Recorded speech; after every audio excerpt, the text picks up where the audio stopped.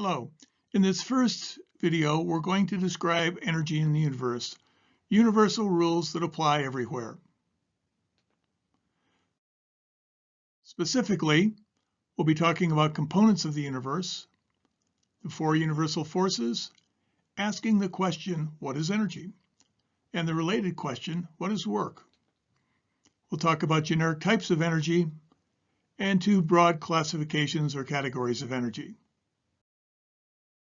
In the beginning, physicists tell us there have always been four major categories or components of the universe: time, space, mass, and energy. Space and time are connected through theories of relativity, often called space-time, and mass and energy are connected through theories of mass-energy equivalence, as shown by Einstein's famous equation, energy equals mass times c squared, where c is the speed of light. And one thing we'll need to note carefully is that mass energy is always preserved. We'll talk a lot more about that in the future. In addition to the four universal components of the universe, there are four universal forces. The first of these is the strong force. It holds atomic nuclei together. Let's say it has a relative strength of 1. The second universal force are electromagnetic forces. These electrically bind charged particles, positive and negative. It's what binds atoms into molecules. We note that opposite charges attract and the same charges repel each other. The weak force is very weak. It's involved with radioactivity. And finally, there's the gravitational force. It's the attraction between objects with mass. We're very familiar with gravity, of course. It has a relative strength that's very tiny compared to the other three, 10 to the minus 38th. We think of gravity as being a pretty powerful force, but compared to the other three, it's really weak. So now let's ask, what is energy and what is work? Energy is a consequence of the universal forces. It comes from those universal forces, the strong, the weak, the electromagnetic, and the gravitational forces we talked about just now. Energy is often said to be the ability to do work, where energy makes things happen. Movement, heat, light, sound, radio waves, and chemical reactions are all examples of work. Work in many ways can be thought of as the transfer of energy. Wind turning a wind turbine, sunlight to electrons in a solar PV setup, steam in a geothermal plant, water flowing through a hydroelectric dam, chemicals propelling a rocket, lifting and rolling a bowling ball. All are examples of energy being used to do work. Let's now relate the forces of nature to some typical types of energy.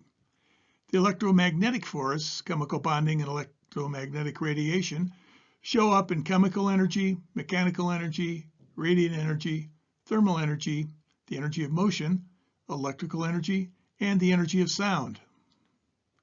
Gravitational force, the mutual attraction of masses, show up as gravitational energy. We're very familiar with that. The strong force holds atomic nuclei together, and it's involved with nuclear energy. We're not going to talk much about nuclear energy in this course, but it's something to be familiar with. And finally, the weak force, radioactivity, has very limited application in renewable energy or the topics we're going to be talking about.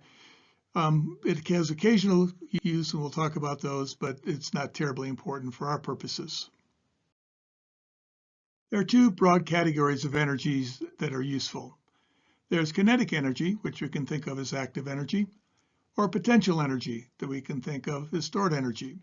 Examples of kinetic energy are radiant energy, such as the energy from the sun, thermal energy, such as heat from burning wood or fossil fuels or whatever, energy of motion, the momentum of moving mass, electrical energy, such as lightning or electricity in wires, the energy of sound, such as the thumping of a bass drum.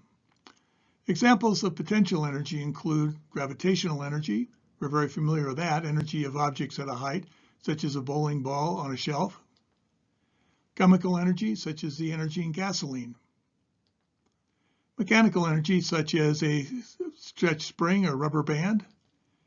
And nuclear energy, such as the energy in uranium. These are examples of kinetic energy and potential energy, and there are many others. In summary, we've been discussing energy in the universe. We've discussed the four universal forces, the strong, weak, electromagnetic, and gravitational forces. We understand that energy derives from forces. Work is a result, useful things result, movement results. There are two categories of energy, kinetic or active energy, and potential or stored energy.